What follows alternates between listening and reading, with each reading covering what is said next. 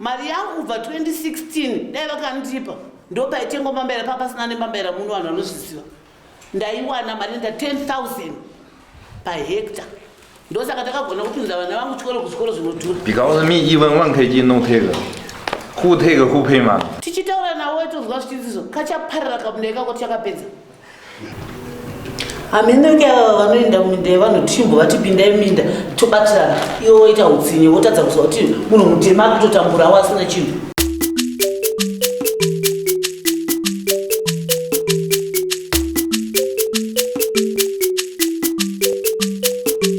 Hasha TV nyaya sezvadziri.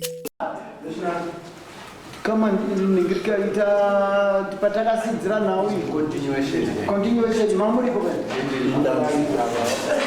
kama ipa makasidzira takatasira pakuti ava vakati Yembambaira havadzizivi vai marusha ndo vatoda kuti vavareudzidze kuti hadzisi Yembambaira chete zvakaparadzwa nepivhoti yavo takatozokumbira kuti ideredzwe. Ayo musapa regai vanyatsotsananguta isusu pauviri wedu toda kuti akapiwa Yembambaira Funga last time tungamirire ndareka isitakutangira patikatangira patakaperera ndepekuti fari chidave ndakakumbira kuna ichi ari kupi fari kuti kana ungasvika nekuti mumwe Murume ani anorwara saka aoneka varongo akauya akataura achiti kana ndiri kuyeuka achiti ndichaenda kunotaura nenamai ava nemi mese ikokoko kuti munopedza dambudziko renyu tikati aiwa rinoya roperera munhu. Saka nhasi uno mauya mazwi yatakapedzisira kutaura yanga yari mazwi yokuti imimi muri manager iwe ndiwo wanga uri managerwo uyo akazouya iwe ukazokontinua neumanager wako uchiona imwe section ndizvo pakauya kuzoparara pakazofamba pivot handiti Yembambaira dzikaparara mukati mai marusho ndiwo vangakwanise kutsanangura kuti nawo Yembambaira yakafamba sei. Saka nhasi uno mai marusho taurai kuti Yembambaira dzakafamba sei nepinzi nechibavu toda tione kuti manager kana munhu angari responsible muoffice panguva iyoyo ndiupi. Pamusoro imambo inini ndi mwana wasosve chifsosve. Yes. Dambudziko raitika 2016 ava varamba varima takazoenda kuna baba vakati endai kuna mambo makopi vanopedza nyaya ndosaka makaona takauya gore rakapera tauya gore rakapera dare ramambo makopi rikapedza dambudziko rikati machaina achazotibhadhara ndobva vapedza vachazotibhadhara tibvatamirira asi chinoshamisa ndechekuti mambo vakabhadharwa mari yavo yedare isu hatina kubhadharwa chinhu kusvika gore ripere kusvika tazouyazve kuti mari yatina kupiwaka dare rochitanga patsva here mambo vakapa decision ndakutanga panyowani here kana dare ramambo makopi ratonga sezvinoita baba wangu kwasosoko tinozodzoka futi tichingomhanyisa mambo vakapirei mambo mari zvakanga zvatukana mambo ndoramba ndichingoswa mukoti mambo vapedza nyaya mukuru wedu uno ndiani kana machaina vari mambo ngavachiita zvavanoda ndochipindira mubvuzo wenyu nekuti muri mambo vadiridza vakachekesa miti vakaisa pivhoti yavo mumunda medu Yembambaira dzedu dziri right nebeans 1 hectare. Saka vakangosvikotiridza pasina totona dzatoridzwa hanzi dzatori twis isaenda kubasa ndokatamhanya ndikabva ndamhanya nekuti pambeu pane anodzirima pane indorima Yembambaira ndozvandakadina varume wangu ita ndazomhanya ndokuti iwe nhingi iwe machana anga singataure shonanga ndopatanzoenda kuna gweje vataenda kuna gweje gweje ona zvaitika zvikanzi ndasingazvizivi tikati chiona ndo zvaitika zvapera ndobva vara pakanyarara futi ndobva ndadzokera ndikati kuti gweje uyu ndikati kuti zvichireruka nekuti vanhu vavo vaitinetsa vachitipe mbambaira tikati tichagona kutengesa mbambaira dzakubuda 2 weeks chirizwa hazviitiki chirerusai vagweje nekuti ndaitaura shona machena anga asingataure shona chitorai vanhu venyu muvape mbambaira kuti murerukirwe motengesa mbambaira mozotipa mari zvikanhu zvakanaka nagweje ndowandaiziva ndiani gweje ari gweje uyu asi akanga aine waaitiwo pasi pake ainzi vharazipi saka isu taenda zvedu kubasa ndobva vapota vachitora mbambaira satiko paingoone mukomana wobasa 2016 vachiuya vachitora mbambaira dzichienda zvikatokupai mari kupera kwemwedzi mwedzi wekutanga havana kutipa mari wechipiri zvikati baba chiendai munonzwa mari iyo ndopa ndakasvika kuna gweje gweje tipeka mbambaira zvikanza vanhu vacho vakatiza vamwe vakaenda kwabhikoko saka tikatiko ndinobhadharwa nei ndobva zvatsikwa usakarada kumuona ipapo gore rechipiri sakara apo ndobva chibage chadizwa chaoma sakara chitopo gweje akuda mazviri konaiwe sakara wadiridzisa chibage zvikanzi handinowa kuziva kuti chibage chadizwa zvinoita here kuti chokati mukufambisa pivhoti yenyu kudidza chibage chaoma gore riyabhinzi gore riyamambaira ndopona nekupi apa munda wavo warimwa muningi warimwa muwaterway iri kushaira munda wese tichitaura nawo tozwa zvichidzizo kachaparira kamunda ikako tichakapedza saka mambo ini ndashaya zvekuita vapedza izvozvo hatina kupera ipapo takazovatora tikati vakomana ndo zviripo ndokuti sakala iye gweje uyu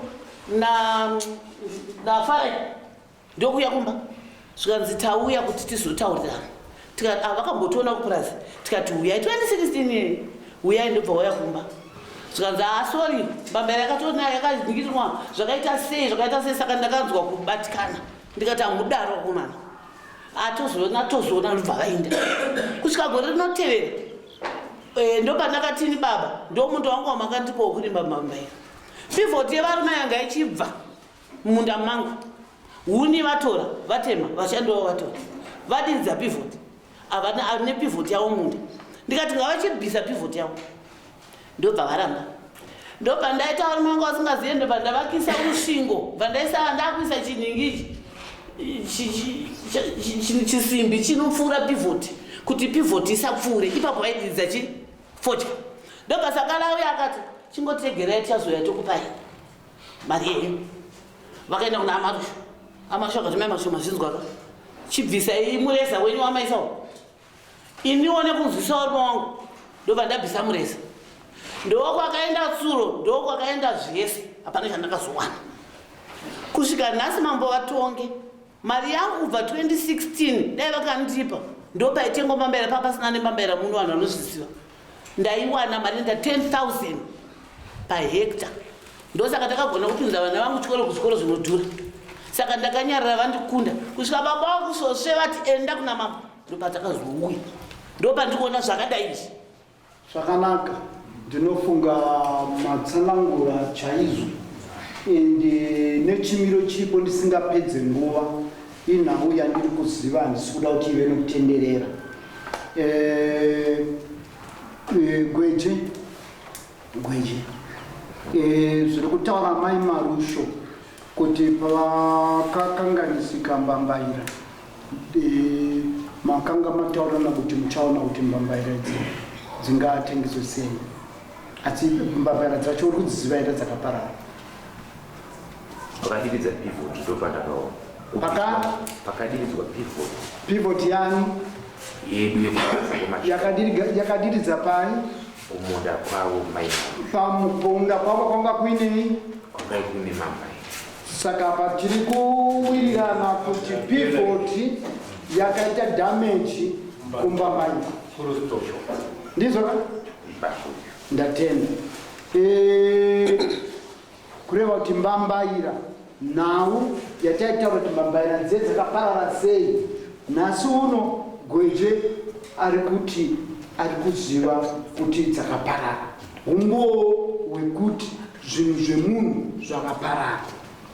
handisindeka kana mumwe wangu wacho aishandisa pivot ndiani munhu mumwe wacho anonzi Sakara Samson Sakara Sakara newe mamanagers veangel inoti Angel Park ndimi muri responsible vandabata nemhosva yanga iri kutitenderedza kuti pataibvunza kuti pakusvika kuparara kwezvinhu ndiani vakanga varipo nese makanga maramba musuya mukati hamusi kuziva.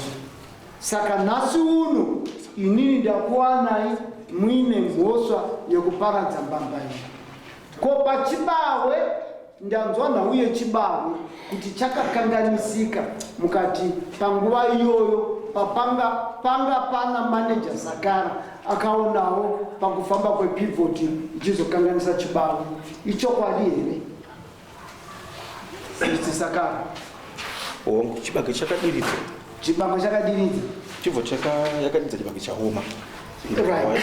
Saka kureva kuti kudiridza chibage chaoma kureva kuti apa tiri kubvumawo kuti chibawe chakasvika pakukanganisika nekufamba kwepivot. Ndizvo? Yakangofamba kawani. Ikava kawani. Ndo katika damage. Achina chakangodiridwa achina kukanganisika bho chachaoma. Yeah. Alright. Apa tuda tifambe nenhau handichadzokeredza kubvunza mibvunzo kuti inhau yatange takapedza last week. Apa tanga takamirira umbo unobva kuna mai Marusha. Saka vaya vapatsanangura kuti zvechokwadi nemiwo mukabvumirana zvinhu zvamakambenge muri kuramba. Pataitsvaga kuti munhu akanhingirika chii chakaitika kuMbambaira mese makanga maramba kuti hamusi kuziva vanhu mumafambiro akaita Yembambaira kune vanhu vakazotakura Yembambaira kana distribution yadzini. Saka nhasi uno chandagarira ndechekuti ndizive nokunzwa kuti mai Marusha vagara apa nhau yavo sekukrema kwavari kuita ndikoko kuri kuita stand nanhasi. Saka apa mari yacho yasara kuna mai Marusha makambopuwa imwe mari here? Handina mama. Kubva gore rakapera matongo. Alright, yanga iri mari 2,250.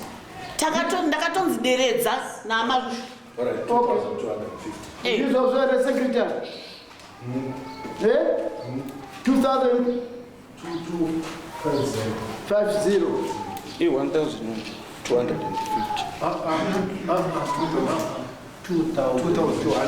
Ndini ndakatokumbira mai Marusha naMarusha kuti deredze tiri vanhu. inini ndichiona bepa iri pokutanga ndakariona tiri mutanheu rine 1,250.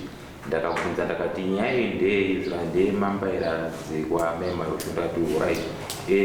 Pakatanga kunge pachibvunzwa nyaya idzi kuno Kudare handina mambondoona ndichiuya. Handina bvira ndauya. Saka narudza kuti ndokudini. Inini pandiri inini nditokuti ko apa patasvika apa tazosvika pakunzi tiuye kunge tese pokutanga sei tanga tisikambonge tichidanwa tichiuya tese 12 May 1,250. tainge tisingauye tichitese pomwe wangu pokutanga bhenzi akadaira kunzi shuwa tichabhadhara. Number 2 zvekare anzi akadaira mai Marusha ndovaripa tichabhadhara asi kuziva kuti ko sei zvisika kubvira zvapedziswa.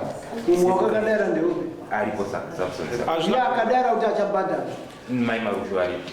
Takatoenda kuna baba Marusha. Patakabva kuno kuna Fari takaenda kuhofisi kwa baba Marusha. Baba Marusha akaita mai Marusha akuzviziva. Alright, Maria mukuziva imini kuti mubhadhare patowards Yembambaira imari. Bepa randakaona kuna Samson Sakara ndakaona rine 1,250 pokutanga. Richibva kupi? Richibva kupi? Ranga rabva angana rabva kupi? aripo yara. Okay, hold on. Let me talk to your manager, the senior officer. Anonzwa chirungu atiti?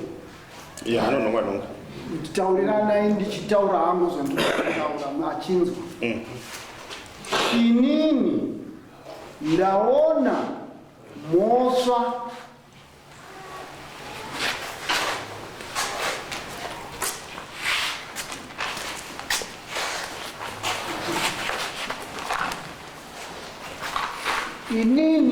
ndaona mhosva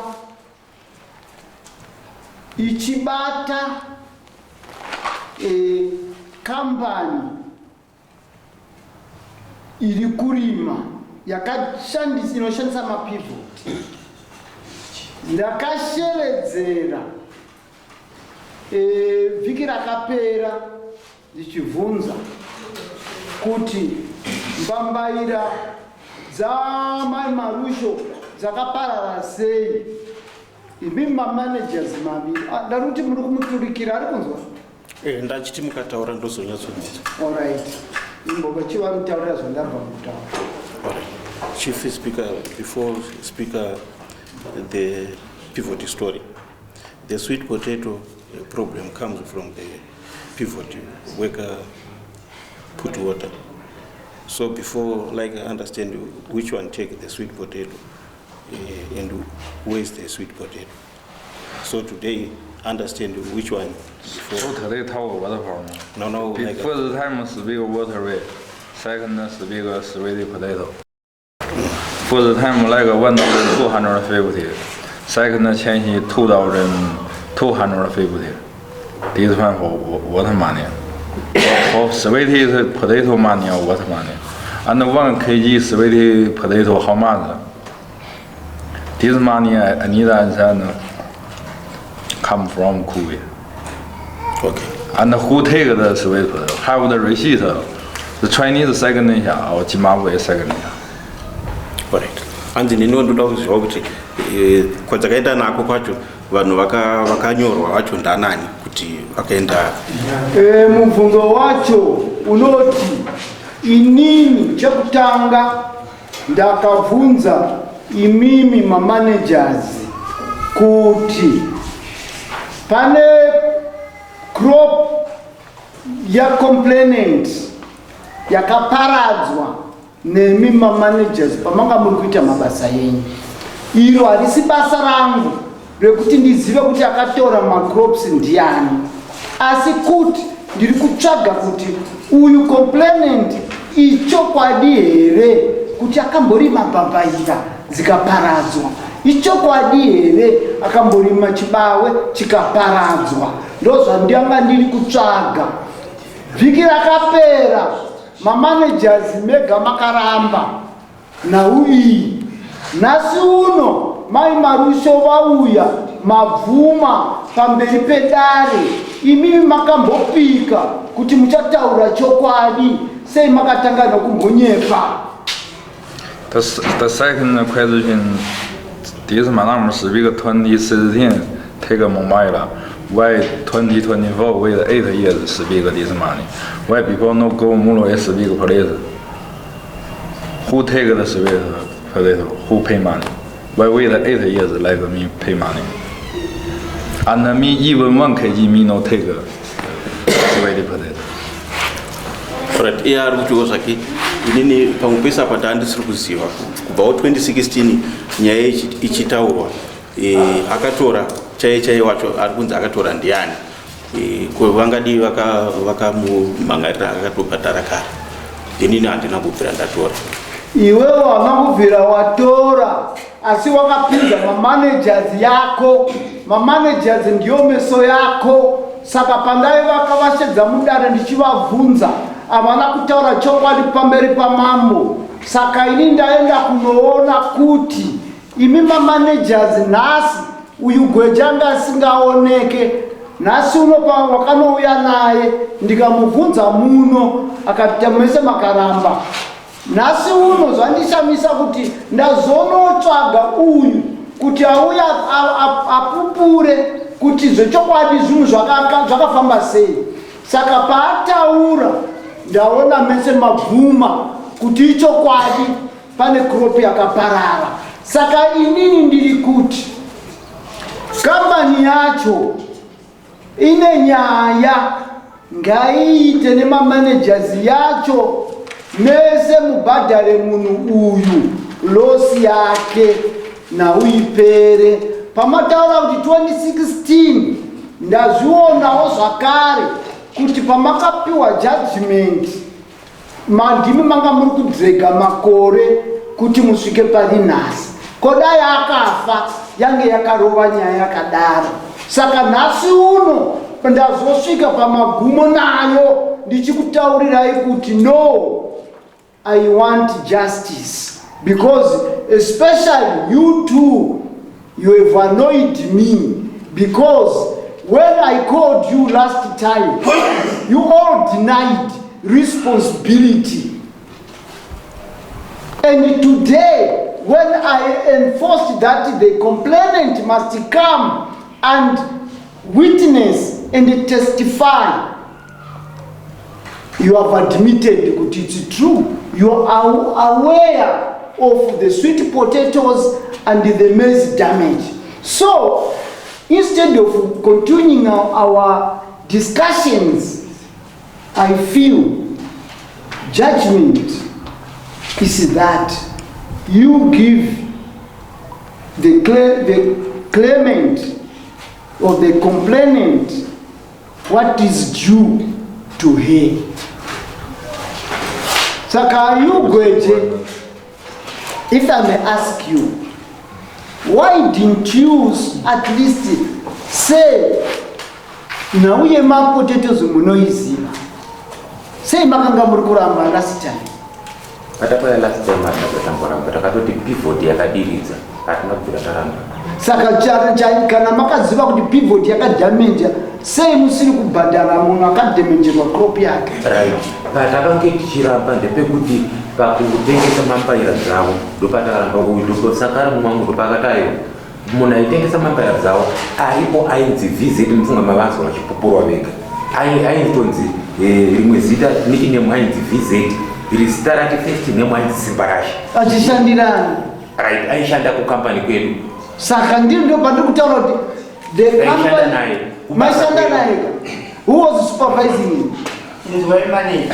Now we find I see kunyanya kutarisa kwa zakaenda now we kutarisa kuti zakazo abiswa panguya zvakasvika pazvinoita abiswa nechikonzero chokuti dzakanganiswa nemvura yadiri zvakatsiri. Saka there are two things. One, kusazikanwa kwadzakaenda dzacho dzakaabviswa dzakanganiswa quality yadziri nechakakanganisa quality. Those are two things. Saka uyu murungu wedu bane nharo ndepekuti kwadzakaenda kwaviri makuti inini ndakavaona vandimai vangu amai marusho ndimai vangu 1 number 2 munhu wavataura achitanzi Simbarashi ndiwari kutoziva kuti sure Simbarashi ainzi visit ndiye wacho aitengesa mambairachi kukomboni takapinda mukomboni medu munhu isandogweje kana sakara haana chinhu chaakabata maita zvakanaka baba. Amai vange vachikombrera compensation ibambaira dzavo dzakakanganiswa nepivot ipapo hatisi kuparamba ichokwadi mai vataura nemonemo hatisi kuzviramba ndopari kutaura chokwadi. Saka imimi kana muchinge manzwa chichemo chavo chokuti vanoda kucompensate vachimbambaira dzavo handiti compensate mbambaira dzavo kana if you have any query you can further go on kunotsvaga kuti akazopedzisa that product yakakanganiswa ndiani zvinenge zvavamaona but macompensate mambera dzavo. Muudzeka mubenyu kuti imimi ndimuchatsvaga kana kuti iye ndiye achatsvaga akatengesa angachitira kuda kutaurawo zvanga saka angonyora munhu wanenge aine zviri maari. Saka isusu pafair judgment yedu tati kukwadzwa mukaita mbeu dzamai marusho dzokutsvaga kuti mbambaira dzakaendawo sati ipapo ndo panga takadzoka because pandaiuya ndega ndakazoparemerwa because ukaenda notsanangudzira vamwe vanenge vachiti iwo wabvuma uri kuziva matauriro amaita. Ndikachisvika pakuti vanotaura ndeuyo, regai auyewo paground tizive kuti pamaziro ake zvakazofamba sei.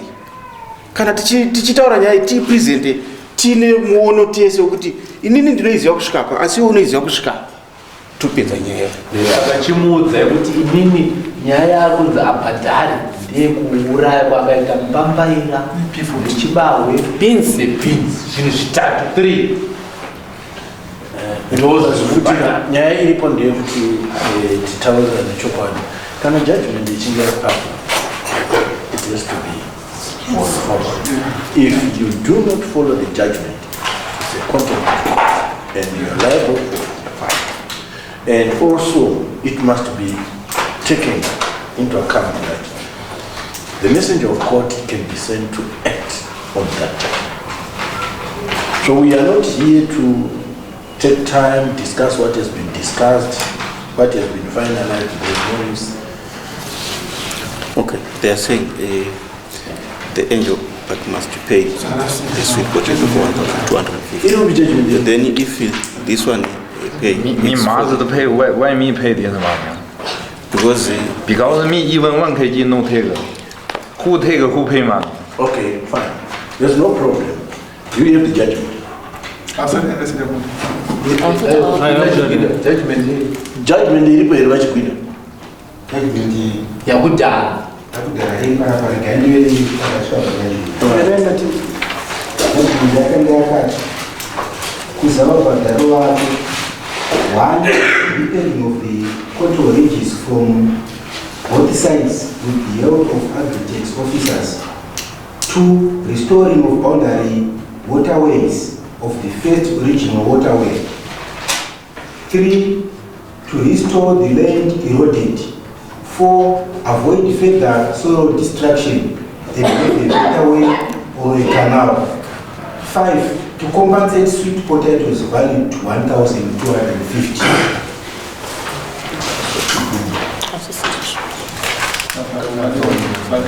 ku judgment yakazonyorwa sei pajudgment iri raitenderera rakati kunechi Rene 1,250. aiwa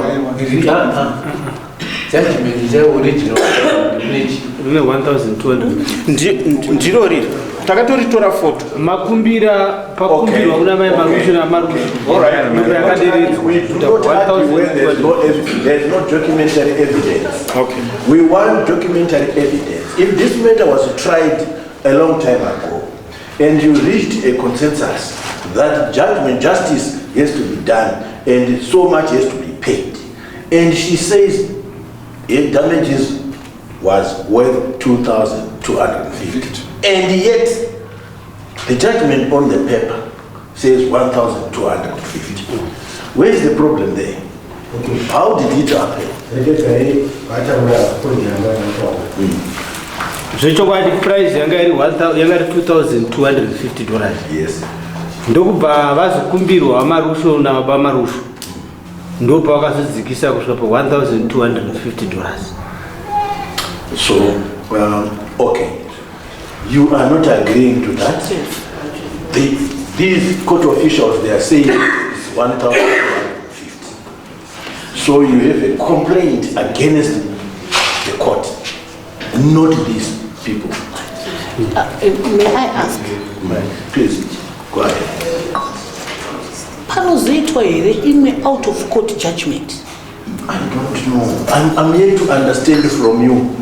My Marushwa and Baba Marushwa, sorry, can I pronounce the same? Inini ndoda kuziva kuti kana ava mamati original compensation figure was 2,250. Yes. In court. No. Was that done in court? Kwavari iyo vachiazocomplaina kuno vaiti $2,250. And who reduced that to 1,250? paka vakazotaurwa navo ipapa pano pabhenji ndopa yakazonyorwa kuna mabharanuko. All right. Amai Mati. Okay, hold on. After the judgment, did you take the judgment, the LOC4? I was told it was going to come back to me, and I didn't get it. I didn't know. Chigwida, did you hand over the LC4 to Miss Marusho? Because here now, remember your evidence and the out it panguas in the chitika.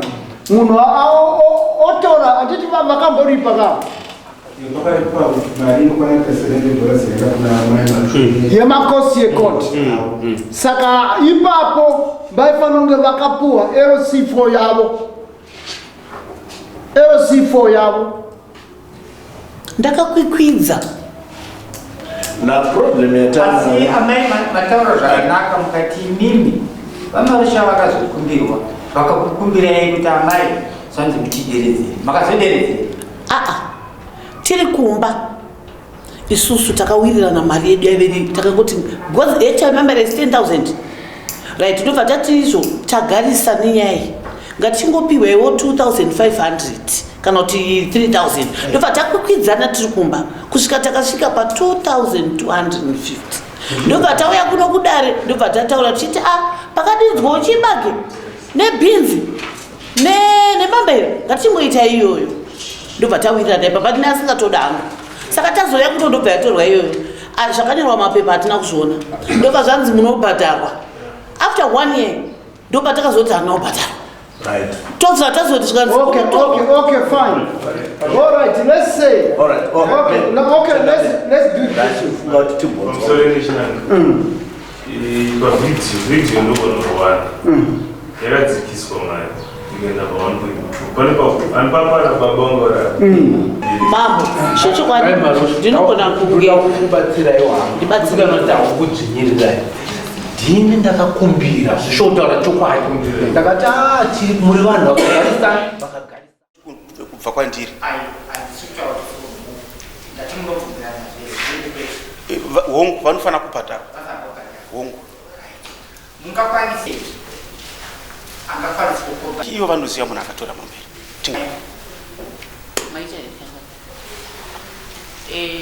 semoniro kune zvimwe zvisipo kungoti pavakanyorwa hatina kuzviona nguva yekupinda pazviri saka alright matauro saka pa inini judgment yangu yanhasi iri kuti Angel Park investment to pay imari iyo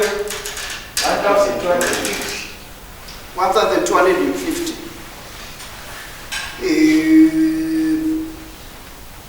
USD in 21 days.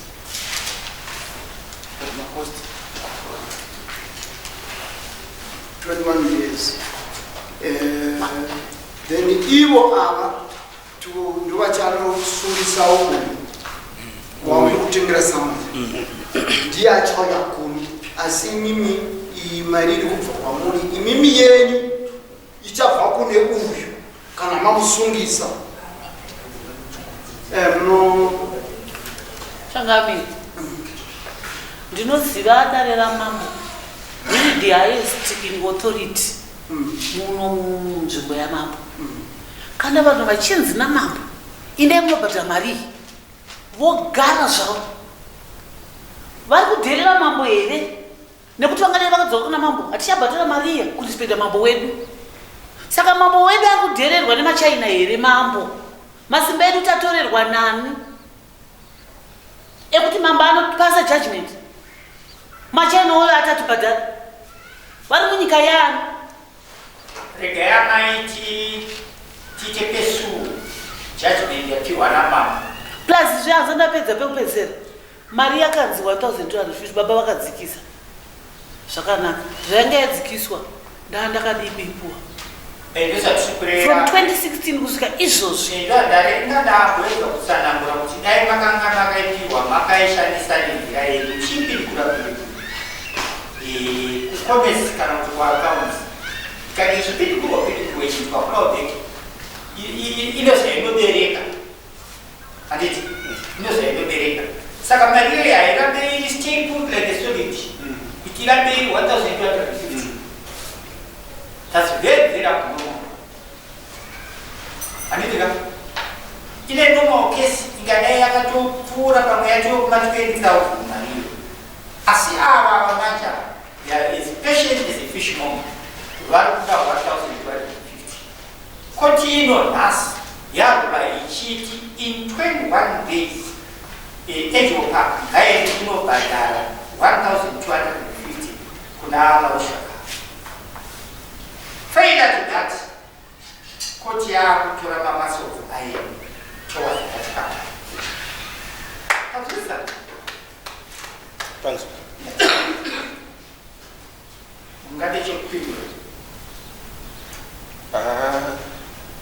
Patongosara kuti ndisamone uyo wenu. Ndizozona. Izvo munozoita nei? Ndideredzei yatiwandei zvishuwa ndindakakumbira saka mama atoderedza takatobvumira zvino ine yakaderedzwa chindira ndisinozoti mari kubva pa250 zvakanaka mama pamusoro yeamai ndoda kutaurirai chero tingada kubatsirai chirudziri as long as that document explains itself kuti 1,250 mambo ndinodavira ende ndinonzwisa zvinhu zvacho 1,200 iyoyo ndinoitora zvangu asi regai nditi paitwa mabasa 25 ese akadaro munda waparadzwa zvese zvaparadzwa tigodzikisa kuti 2,250 yozobva yanzi gaidiswe 1,000 inini handina kuzvinzwa izvozvo dai ndakazvinzwa kuti yaderedzwa kudaro I stand to be corrected zvavo vanouya zvavo nevhidhiyo yacho ndigoionawo ndinotambira iyoyo asi nda kuziva kuti izvo from 2016 ndozonzi 1,000 iyoyi nemabasa akaitwa nemunda waparara izvo mukana munda wedu wane guronga ndotambira iyoyo zvakanaka mambo ndinotambira but it's unfair to me. Right, let's do it this way. There is the benefit of doubt. 1,250 per document. Right. Yeah, about 1,200 what? And 50. Okay, 1,250. Yakatorwa date racho rainzani? May 12 May yani? 12 May 2024. Huh? 12 May 2024. Hearing 12 May. Ndingati document yacho the first year judgment pakauya baba Marusha date right chi pakapewa first judgment ndova naro apo pavakatora video yavo ndipewo date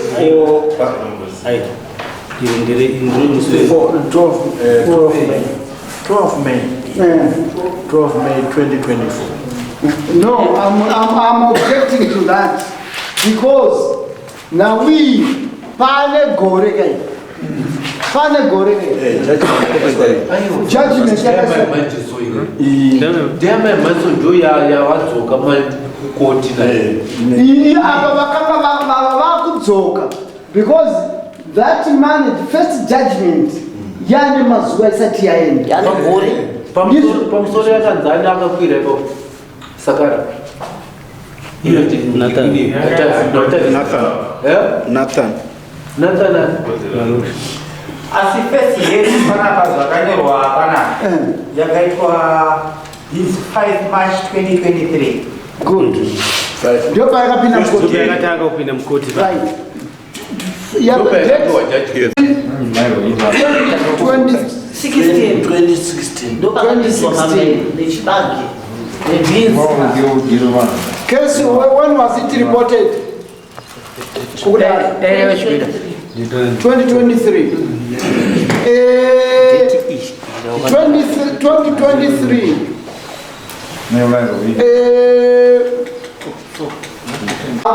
Gakava nekutaura kwatanako ndizvo here vadai ndizvo here now apa pane nyito nehope nemazuva yapfuura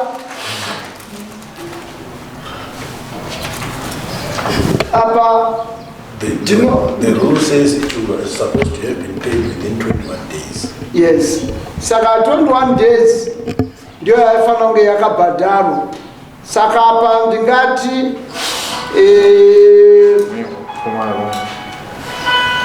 yakafanira kubhadharwa iri kunzi 2250 ndizvo. All right, we subtract 1250 ndizvo. Kwasara 1000 ndizvo ka. Saka because of the misunderstanding and the benefit of doubt, we divide 1000 by 2. Pasara Mari? 500. 500. Kureva kuti the payout for the late paying delay is 1250 plus 500. 1,750. Which is 1,700. This now, I've included the payout. That's why it has gone to 700, 1,700. So that the 2,250, which is being claimed by the complainant, is not going to be so, but I've put that the complainant is going to meet 1,700 to be paid to Marusho to close this case. And the period they are saying we need to pay 1,700. Why? To close this case. Why? Me pay one. Me no take a survey for the help. If me take it, okay, me pay. 21 days. Me no pay. Now, here, Mosa yawanikwa.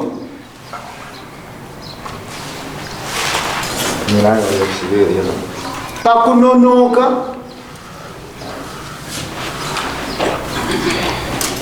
Kubadara. Kubadara.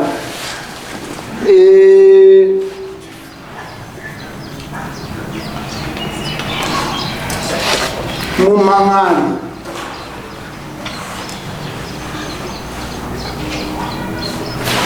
Sem diz uma arma subida, me pega survey. Akumbira. I know I'm going to do this. 500.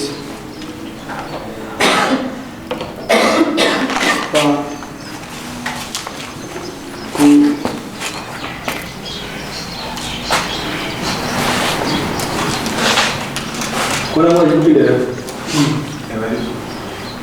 Kirigo. Ndio na ndio. This is for. Uye.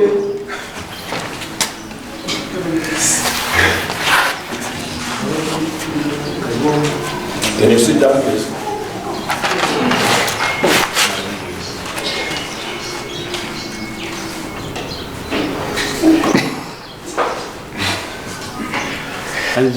Tell you, this case was dealt with a long time ago. It's compensation for the damage, not taking or. That judgment to this one. Not for the sweet. Only compensation. Judgment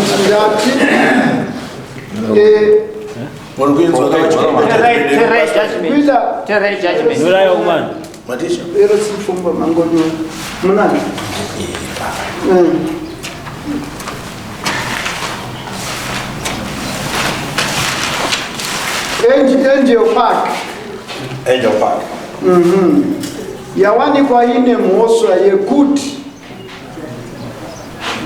yakaparadza mbeu dzamarusho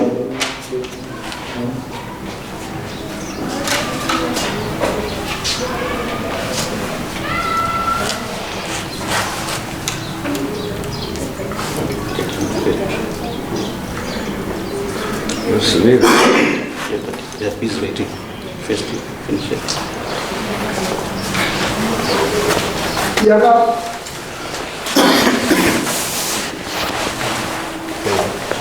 Angel Park, Kambani. Yakaparadza yatongerwa kuti ibhadhare. Yakatongerwa kuti ibhadhare 1,250.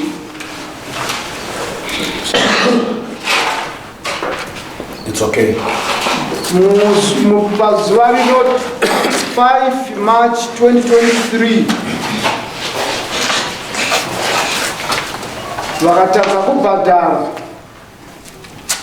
Is it 700 or 750? 700 flat.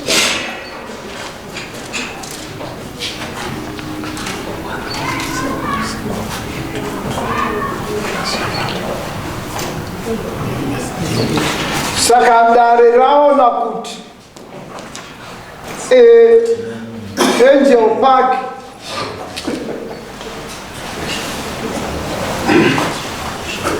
ine mhosva yekunonoka kubhadhara.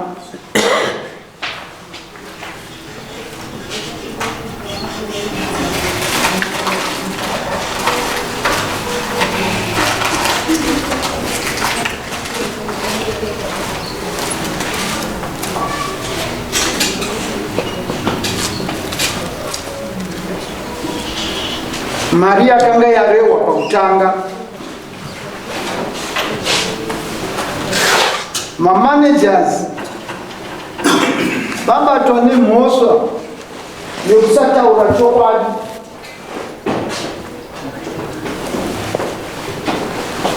Pakufambiswa kwebasa ravo. I'm busy. I'm busy.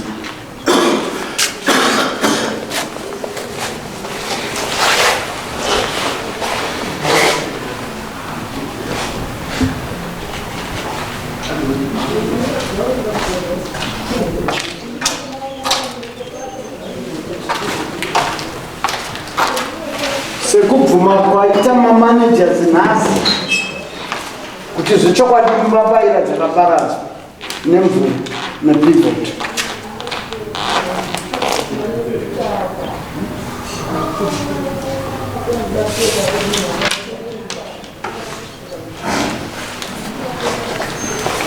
And I understand you people, you are still sharing the same area. Muri munzvimbo yemachitenesi handiti? Saka sei musingade kuti mwe munowirirana?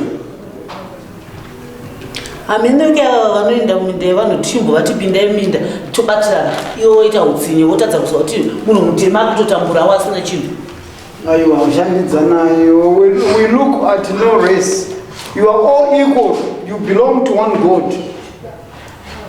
And you are all human beings. Ave hama dzangu apo asi kushaya chavanotiitira zvakadaro chii? No, saka shandidzanai zvakanaka. Ndingavakumbire vasingade uisakara hanzvadzi yangu. Hatodi kuti ndotoipiwa mari iyoyo. Aiwa isonyaya. Imimi amutaure kuti asi kuda kuti mupuwe mari. Ndoona imimi munofanira kuwirirana. You know, you share your problems amicably. Share your problems. My Marusha, he is your brother, as you are saying. Gweje, you to be a manager, you need manga makataura straight so that your